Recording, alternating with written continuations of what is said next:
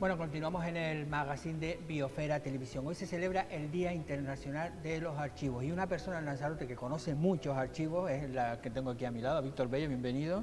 Bien hallado. Otra cosa no, pero de archivos conoce. Un poquito, ¿No? sí. ¿No? De archivos conoce, que precisamente tú eres historiador, Sí. pero también tienes, ¿no? Para hacer de archivo hay que tener algún curso, ¿cómo es? Sí, bueno, hay dos vías de acceso a través del grado de historia actualmente, antiguamente la licenciatura, o la de documentación, es donde se estudia archivística.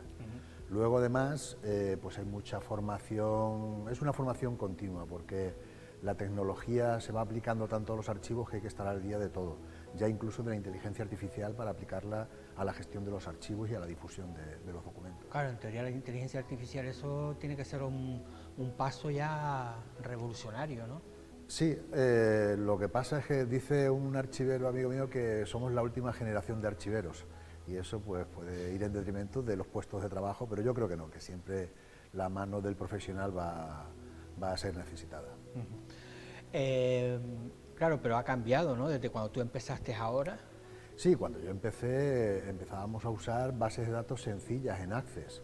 Ahora ya no, ahora ya son aplicaciones informáticas que integran todas las operaciones que se tienen que desarrollar en un archivo, incluso vinculado ya a la tramitación de expedientes, o sea que ya está todo plenamente integrado a través de la tecnología. Claro, pero después dentro de los archivos, el saber traducirlos, por decir de alguna forma, porque muchos de ellos están escritos en un castellano, ¿no? Un idioma que no es el mismo de ahora, ¿no? Claro, ahí es la paleografía de la que hemos hablado ya varias veces en otras entrevistas, y aunque se están realizando proyectos a nivel internacional para que los algoritmos, la inteligencia artificial sepa leer esos documentos, todavía está a un nivel muy elemental y con muchísimos fallos. Bueno, hablabas de los archivos que tú conoces, ¿cuál es el que para ti está en el top?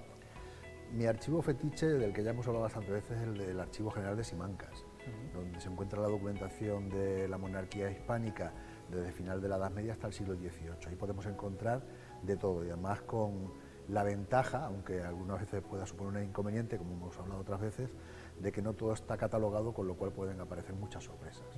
De Simancas creo que está en un castillo o algo así, ¿no? Sí, es un castillo medieval. Ese, ¿no? Ese exactamente.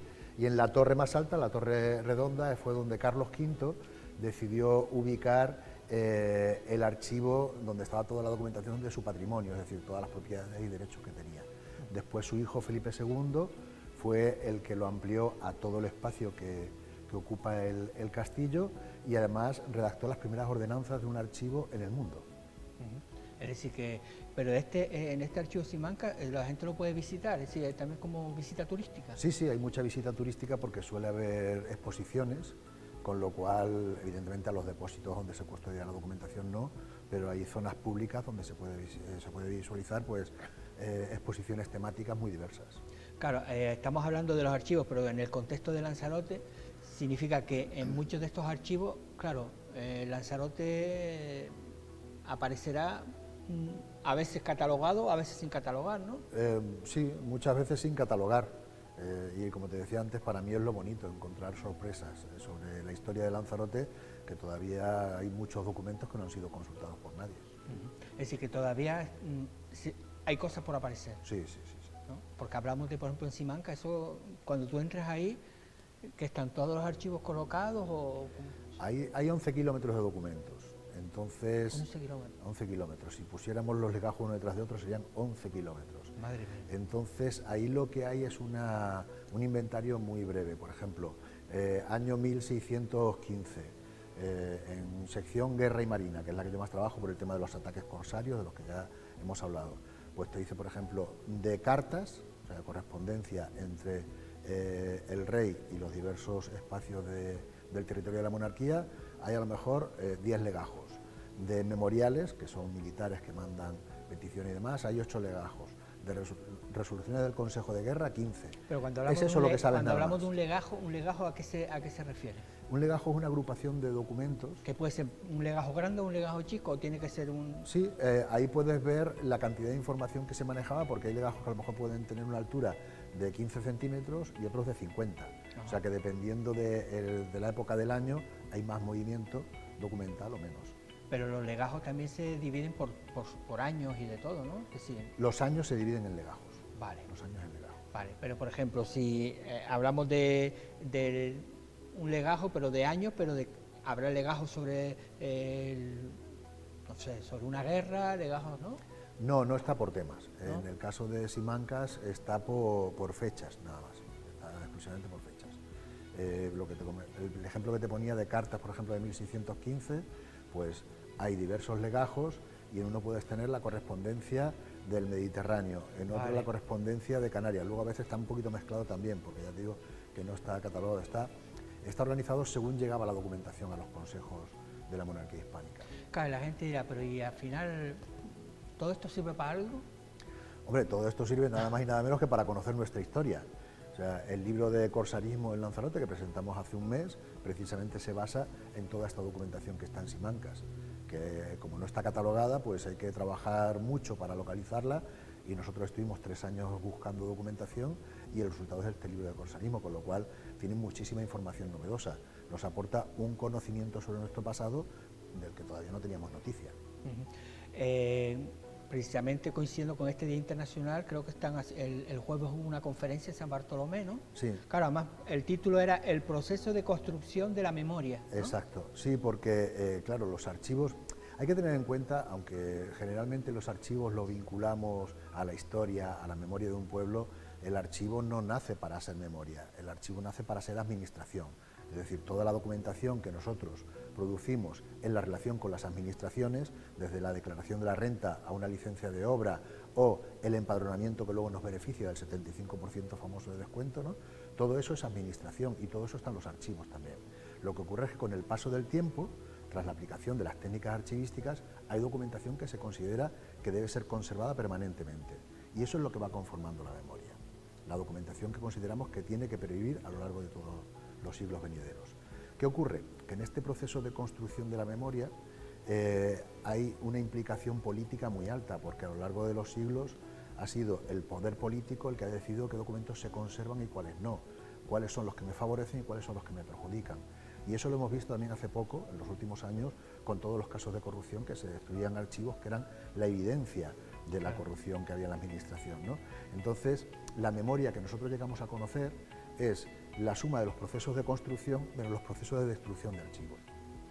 Ese resultado nos da la memoria, pero por eso es interesante también indagar y saber qué es lo que se ha destruido, porque también nos está hablando de la actuación política y social. Claro, a veces dice que, perdón, que la memoria, que la historia la construyen los vencedores, sí, ¿no? Es decir, que a lo mejor lo que estamos viendo es lo que me interesa a mí de esa carta, a lo mejor hay otra carta que en ese momento dirá, hay que quemarla. Exacto. ¿No? Pero eso lo hizo Felipe II, lo han hecho muchos alcaldes a lo largo de la historia, muchos presidentes de gobierno, sobre todo en sistemas dictatoriales que han destruido toda la documentación que nos favorecía su permanencia en el poder. Durante el caciquismo del siglo XIX, la alternancia de poder que hubo entre conservadores y liberales, los archivos ardían cada 2 por 3, cuando había elecciones los archivos ardían, o sea que... Claro, y eso ahí todo lo que nos interesaba se quemaba, y hoy día, claro, pero hoy por ejemplo, con el tema de los archivos, claro, es como el tema de las fotos, ¿no? Nosotros hay una época que tenemos nuestras fotos en álbum, de nuestra infancia, de nuestros abuelos, de no sé qué. Llega un momento, a partir de un año, que ya se pierde, es decir, ya la gente empieza a acumular las fotos en digital. Exacto. Y con los documentos de la administración ocurre exactamente igual. Ese ahora mismo es el gran problema que tenemos, cómo vamos a gestionar toda la información que se produce en formato digital, porque en papel, como era tangible, siempre procurábamos que hubiese menos información, pero ahora mismo estamos almacenando una cantidad de información inútil que está sobredimensionando los servidores en los que se aloja esta información y la gestión está siendo muy complicada. Ese es uno de los grandes problemas. Pero el otro es la preservación a largo plazo. Como te decía, en Simancas tenemos documentación desde final de la Edad Media, pero los sistemas tecnológicos actuales van a permitir que la información que estamos produciendo hoy en día perviva durante siglos. Sí, que además es 1.000.000 de veces más que la de antes. Exacto. Entonces ahí está la gran piedra de toque, la preservación a largo plazo es uno de los grandes retos de la administración digital. Claro, porque al final hablamos de esa memoria que también podemos perder la memoria. De hecho ya se asume internacionalmente. De hecho yo, en mi internacionalmente. caso, y te digo por experiencia personal, hay una parte de mi memoria que se ha perdido porque una vez nos robaron un ordenador, que justo teníamos una ahí, y hay unos años de nuestra vida, en mi familia, que no la tengo. Claro, también nos decían que un CD y un DVD se iba a poder leer durante 100 años y tenemos un montón de fotos y de información almacenada en CDs que no podemos leer hoy en día. Por eso, esa es la gran debilidad que tenemos hoy con la información y con la memoria que estamos construyendo, que los sistemas son muy vulnerables y hay que tener copias de seguridad, hay que hacer migraciones que se llaman, o sea, desde unos sistemas antiguos, unos soportes antiguos a unos soportes modernos, y todo eso puede generar una pérdida de información que ya se está evaluando, incluso asumiendo que vamos a perder una serie de años. Sí, sí, que los vamos a perder, sobre todo ahora con estos nuevos centros de tecnología que necesitan muchos recursos de agua, energía y claro, mantener esas grandes máquinas para que no se quemen, no se revienten. Eso es lo que llamamos el lado oscuro de los datos, porque nos vendieron que la administración sin papel era más sostenible y es falso, porque un árbol que se tala para hacer papel, tú puedes reforestar esa zona. Sin embargo, la destrucción que está provocando el medio ambiente, en primer lugar, la búsqueda de los materiales con los que se construye la tecnología, las denominadas tierras raras, que aquí en Canarias sabemos que hay en montañas submarinas y que se quiere explotar. China está a la vanguardia de esto y es una de las grandes batallas que tiene contra Estados Unidos. La exploración espacial también va encaminada a la obtención de estos minerales, con lo cual eso va devastando el territorio. Para Fuerteventura, por ejemplo, según el ejemplo que me citaban hace poco, para obtener 90 gramos de estas tierras raras, o sea, una cajita de anchoas pequeña, hay que reventar 1 tonelada de tierra. A esto hay que sumar la emisión del CO2 de todos estos servidores y que para enfriarse necesita agua. A veces la cantidad de servidores en los que se almacena determinada información de una compañía como puede ser Facebook o Meta, necesita a lo mejor el agua que requiere una gran ciudad durante un año. Entonces, son recursos muy limitados que los estamos poniendo al servicio de la tecnología sin garantizar que el ser humano va a contar con... Es que muchos sitios hoy día te dicen, ¿quieres la factura por papel o por ordenador? Porque te venden precisamente que el papel, como que gastas más recursos, pues mandándotela por ordenador no hay ningún problema, pero evidentemente está claro que... Cuando la descargas en tu ordenador ya estás emitiendo CO2 a la atmósfera, con lo cual el envío ya está emitiendo CO2, el alojarlo en tu correo de la empresa que sea significa un mantenimiento de esos servidores en los que estamos millones de usuarios y miles de millones de usuarios en esos servidores, y eso es lo que está haciendo que haya una gran preocupación por el medio ambiente y el daño que provoca la tecnología. O sea, no es la panacea la tecnología. Claro, y cuando hablamos de los archivos, por ejemplo, los que tú estabas en el último libro, que es de lo de los corsarios, que hay que quitar la palabra pirata, que yo creo que hay que son corsarios, que no eran los que venían aquí, no eran piratas con el ojo ni nada, sino eran corsarios que trabajaban, ¿no?, para otro gobierno. Exacto. Claro, esa es la versión que tenemos de España, pero a lo mejor también es interesante, no sé si qué tipo de archivos puede haber en Marruecos, en Argelia, eso... Sí, no, de hecho hay investigadores, en este caso Miguel Ángel de Gunes del CSIC, él ha investigado en archivos turcos y en archivos del norte de África, o sea, sí, claro, hay archivos y siempre hay que contrastar la información de uno y de otro. Digo que eso también habría que, ¿no?, que eso es otro trabajo también, ¿no?, que no se pierdan también todos esos documentos, que eso también es... Se hizo un proyecto, al igual que nosotros en Teguise, en el Archivo Histórico de Teguise, tenemos el proyecto de recuperación de información sobre Lanzarote en estos archivos como Simancas, el Histórico Nacional, el de Medina Sidonia. Se hizo un proyecto también en África, lo hizo un profesor de la Universidad de Las Palmas, Germán Santana, junto con Agustín Naranjo, el periodista, hicieron un proyecto de recuperación de estos documentos mediante la digitalización. Claro, porque cruzando los dos ya se acercamos más a la verdad. Claro, ¿no? claro. No, nos acercamos, porque aquí, claro, lo que digo, nos venden una historia que no podemos decir la historia es verdadera. Eso también es un trabajo después de los historiadores, intentar, ¿no?, decir lo que parece en un libro, en un archivo no tiene por qué ser verdadero. Claro, evidentemente quien escribe desde la intencionalidad de lo que le interesa. Entonces, eso es lo bonito de la historia, que la historia no es coger un documento y copiarlo en el libro, sino que hay que interpretar, hay que leer entre líneas un poco cuál es la intencionalidad de quien escribe. Por cierto, que ustedes van a hacer en Teguise con las tardes del archivo. Sí, vamos a ir creando exposiciones, la primera será seguramente para la semana que viene. Es un proyecto que nos ilusiona mucho, que es el archivo del Marquesado de Lanzarote. Un archivo que a día de hoy no existe, o por lo menos no tenemos constancia de su existencia, pero que es el archivo más antiguo de Canarias. Es donde se encontraba la documentación de los normandos. Entonces, en 1634 como consecuencia del pleito de sucesión que hubo cuando murió el tercer marqués, el pleito de sucesión por el marquesado, se hizo inventario de ese archivo. Y a partir de ese inventario, que se custodia en el Archivo Histórico de la Nobleza en Toledo, hemos ido haciendo una reconstrucción. Lanzarote y el señorío de Lanzarote tuvo muchísimos juicios, y en esos juicios había que ir presentando documentación que avalaba los privilegios y las posesiones de los marqueses. Pues a partir de esos juicios estamos obteniendo las copias y reconstruyendo este archivo. Esa exposición seguramente estará montada ya para la próxima semana, y en paralelo, en el mismo archivo, que con un aforo limitado, pero que podremos hacerlo en varias sesiones, iremos impartiendo conferencias sobre la temática de la exposición completa. Vale, es decir que la próxima semana todavía no se sabe la fecha, ¿no? No, ¿Y las tardes de los archivos tampoco? No, las conferencias van a ser esas tardes. Sí, pero que no se sabe ni el día por ahora. Lo publicaremos en la página web, pero vale. va a ser pronto. Mándamelo por WhatsApp, Sí, no se te olvide. De todas formas, para la primera también entonces se podría hacer, una vez que se haga la exposición, que tengamos fotografías, se puede venir por aquí para explicarlo un poquito, ¿no? Sí, de hecho, sabemos que el archivo estaba en un arca en el que había 25 legajos y lo hemos recreado. Tenemos un arca de tea antiguo, y ahí pues hemos simulado que es ese propio archivo y va a estar en la exposición. Claro, porque ahí sí, cuando hablamos del marquesado hay que decir que Lanzarote pertenecía a un marqués, ¿no? Sí, no era como Gran Canaria, que pertenecía a los reyes. Es decir, que esto era propiedad privada. Exacto. ¿no? Sí. Y por eso hay un montón de litigios. Efectivamente. Porque te casas, tienes hijos, ¿no? Y al final dice... ¿no? Y luego litigios con la monarquía, por otros que tienen intereses. Cuando muere un marqués, pues la familia que forma parte de ese contexto, pues también tiene derechos sucesorios y litigan por hacerse con el marquesado, y lo interesante es que en todos esos litigios, en todos esos pleitos, hay una cantidad de copias de los documentos que estaban en este archivo impresionante. ¿Y hasta cuándo entonces fue el marqués? ¿Lanzarote fue un marquesado?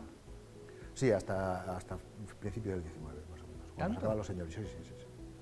Hasta que se acaban. Es decir, hasta 1800 y pico era... Lo que pasa es que en 1634, cuando se produce este litigio, lo gana la tercera marquesa, Luisa Bravo de Guzmán, pero después pasa a unos sobrinos, porque su hijo había muerto con 7 años, pasa a unos sobrinos ya en la zona de Atienza, en Guadalajara, y ahí es donde le perdemos la pista.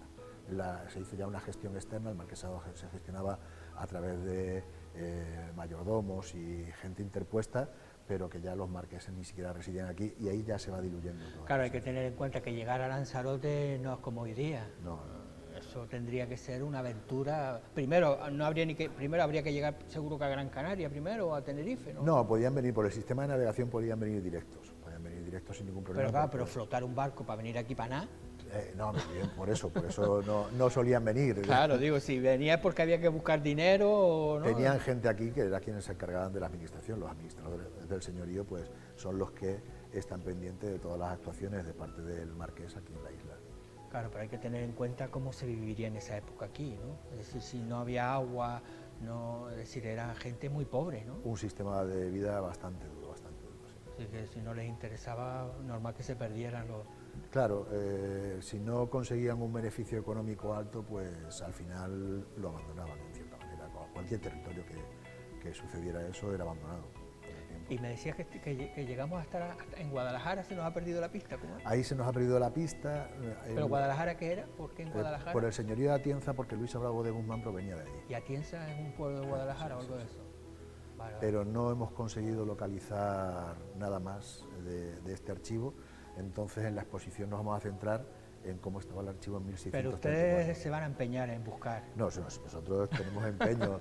De hecho, es que tuvimos unas noticias, Marucci, cuando empezó en los años 80 a trabajar en... Hay que hablar también de Marucci, que sí, claro, es otra de las grandes, que tenemos una deuda también con ella. Ella es la que ha iniciado todo esto. Hay que decir también que son de esas personas que no les gusta aparecer en un sitio, que ha currado y es de las importantes. Ella me manda a mí a todo. Exacto, por eso me gusta destacar ese papel que tiene y que ha tenido en la construcción de la memoria de Lanzarote. Efectivamente. Entonces, estamos en Atienza, hemos llegado hasta allí. Pero en los años 80 a Marucci le informaron que, como, claro, todos los linajes de marqueses, condes y demás van entroncando entre sí, ¿no? Sí.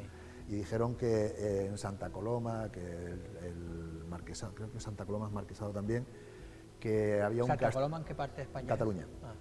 de Gramenet, ¿no es? Hay Sí, un Santa Coloma de Gramenet o algo así. por esa zona. Vale. Que en un castillo había unos tomos encuadernados en rojo en los que ponía Marquesado de Lanzarote y que era el archivo, pero hemos estado indagando en los archivos catalanes y no hay ninguna referencia de eso. Pero seguiremos. Seguiremos de esos legajos, ¿no? Entonces, en ese arcón, ¿cuántos legajos dice que hay? 25. 25, que eso hablamos por años entonces también, ¿no? No, ahí está más mezclado por temáticas. El legajo 25, por ejemplo, se ve que era muy importante para el marquesado porque estaban los títulos de conde y marqués. Luego tenemos legajos, por ejemplo, que sería fantástico recuperarlo, sobre todas las salinas que tenía el marquesado, sobre todas las transacciones económicas. Claro, porque hay que decir que ahí se detallaba las cuentas también. 200 cabezas de ganado, ¿no? Y al final todo ese tipo va reconstruyendo cómo era la sociedad en esa época, ¿no? Claro, con un librito de cuentas, con una hoja de cuentas se puede reconstruir más o menos cómo era la isla de Lanzarote, ¿no? Eso sería fantástico porque hay muy poco estudio sobre la economía de Lanzarote en ese periodo, precisamente por la falta de documentación. Claro. Sobre el sistema económico y la fiscalidad en Gran Canaria, por ejemplo, bueno, publicamos un libro con la Asociación de Asesores Fiscales hace 1 año y medio, que era sobre la fiscalidad en Canarias y era sobre las islas de Realengo. Ahora vamos a publicar la segunda parte y también se sigue profundizando en las islas de Realengo. Sin embargo, de las islas del señorío, por falta de documentación, se ha investigado muy poco y también queremos potenciar eso. Bueno, pues ya estén atentos a esas tardes del archivo, que vean que eso da para hablar mucho, es interesante. Si bien contado, es interesante. Esperamos contarlo bien. Por eso, y ese te vas a encargar tú. Muchas gracias, ya me cuentas, y ahora nos vamos con... Bueno, iba a decir que ahora nos vamos, no. Con esto terminamos el magazine de hoy, pero eso sí, les esperamos mañana para seguir contándoles pues nuevas historias.